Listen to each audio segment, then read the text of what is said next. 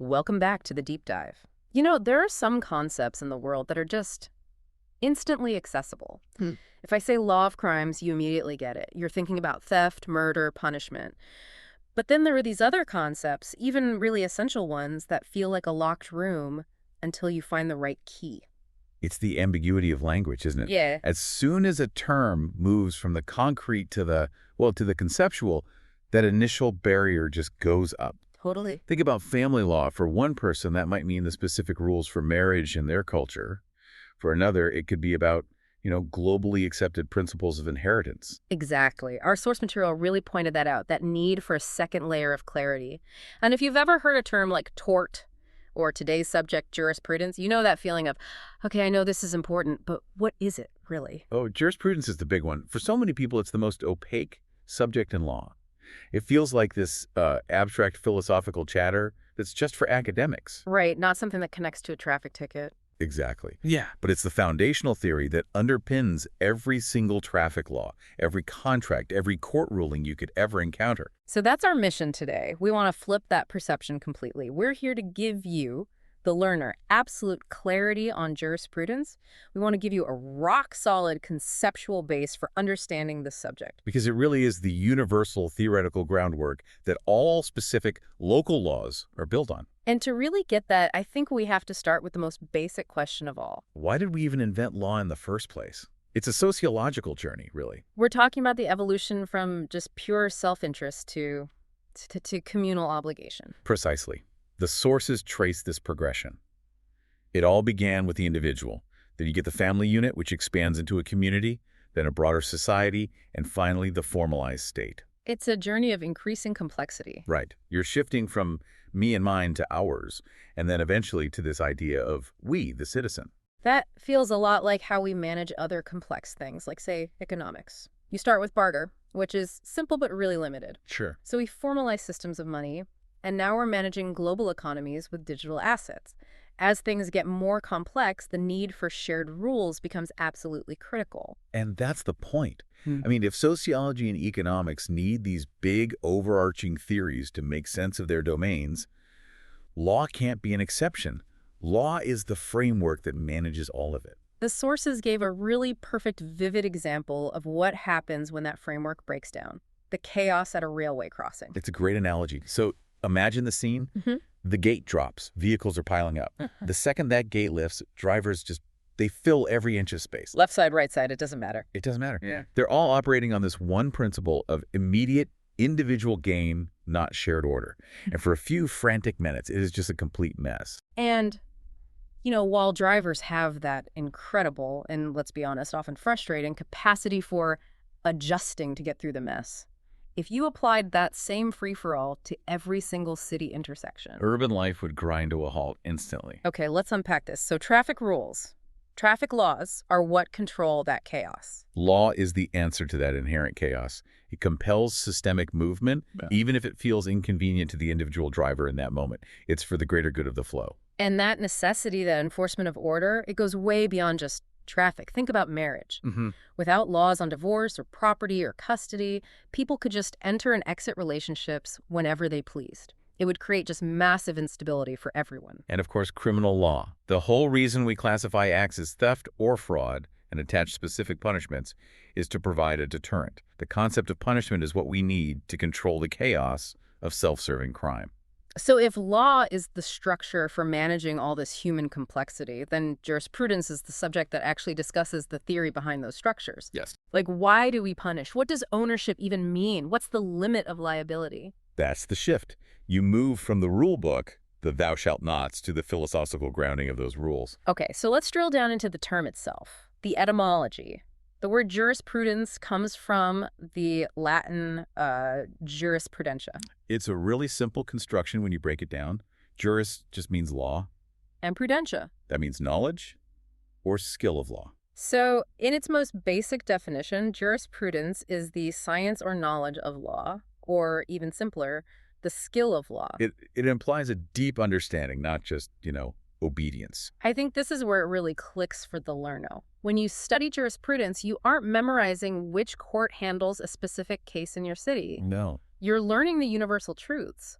what law is, how to approach legal reasoning, what the sources of law are, and why you should even study it in the first place. It gives you the intellectual toolkit.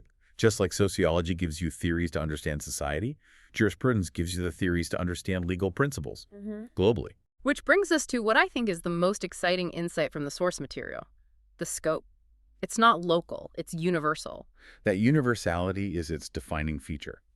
When jurisprudence talks about core legal concepts, it's discussing things like property, ownership, punishment, liability, rights, obligation. And morality and justice. And morality and justice. And if you look at that list, property, ownership, rights, these are concepts that are globally applicable. They just transcend borders. The idea that I own this and you don't is the same now as it was 2,000 years ago for a Roman centurion. Absolutely. The thing being owned might change, but the theoretical relationship of ownership stays constant. So here's where it gets really interesting. It's not a rule book, it's a global concept map. Precisely. It's a total theory of law for the entire world. It exists outside the boundaries of any one nation. It gives us the framework. So the theory is the common foundation. And then every nation takes that universal concept, let's say liability, and they make their own modifications based on their local politics and history. That's the exact difference. The theory of liability is universal. The specific statute that says you pay a $100 fine for a specific offense is local. That modification is how you get specific legal systems from a universal concept. Which explains why there are so many different definitions of jurisprudence itself. If it's this universal thing, why did all these scholars have slightly different takes on it? That's where the depth is. Since it's a philosophy, scholars frame it based on what they believe the fundamental source or purpose of law is. Okay, so let's get into those. Let's start with maybe the most famous one mentioned in the sources, John Austin. Austin. His focus was on what he called the philosophy of positive law. Now, positive law is a key term. It means law that is explicitly laid down by a human command. So law enforced by a sovereign, a government. Exactly. It's the law as it is, not as it ought to be.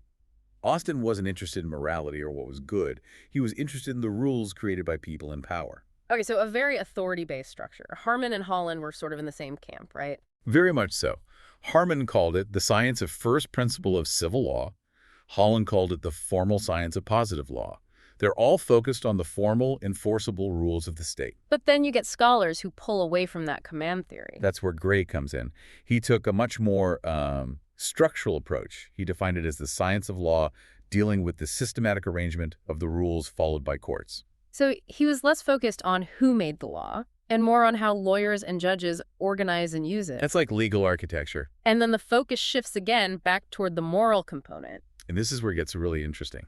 Look at Barry, who just called it the science of justice. Simple. He cuts right through the jargon to its ethical goal. But the oldest and maybe the broadest view came from the Romans, from a scholar named Alpayne. He defined it as the knowledge of things relating to human being and divine power, science of just and unjust. That sounds incredibly broad. It is.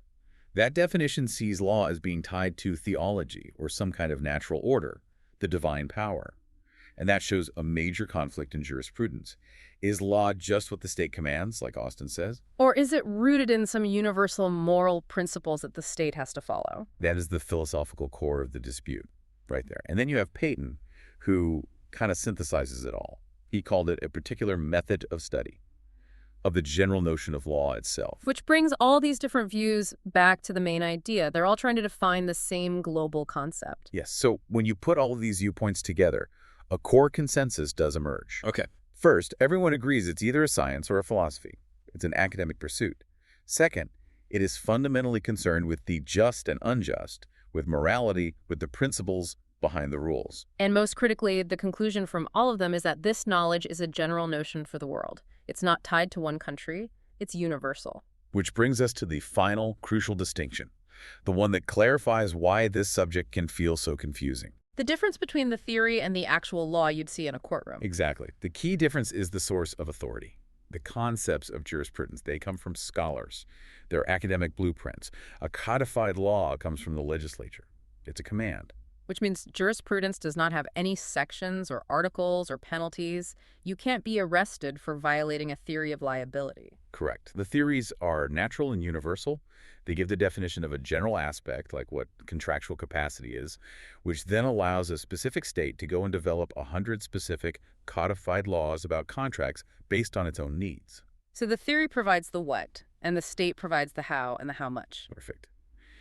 If you understand the difference between the concept of property, a universal idea from jurisprudence, and the specific article in a law book that says who inherits that property in your region, a codified law, then you have fully grasped what jurisprudence is. It's the deep background, the intellectual lens. So, what does this all mean? We've seen that jurisprudence is the subject that moves us past the immediate rules of any one country and into the universal philosophical foundation of law itself. It's the theoretical bedrock. The bedrock that allows for the creation, the critique, and the application of every legal system around the world. And that leads us to a final thought for you to explore on your own. We talked about how codified criminal laws scare people away from theft. They impose order through fear. Right, through specific penalties. But if jurisprudence is really concerned with those universal, non-codified concepts of morality and justice, the philosophical ideals, we have to ask, how much of law's long-term success relies on that immediate, tangible fear created by the rulebook versus the deeper human understanding of morality that jurisprudence tries to define? Where does true compliance begin? In the heart of the individual, or at the end of the state's command?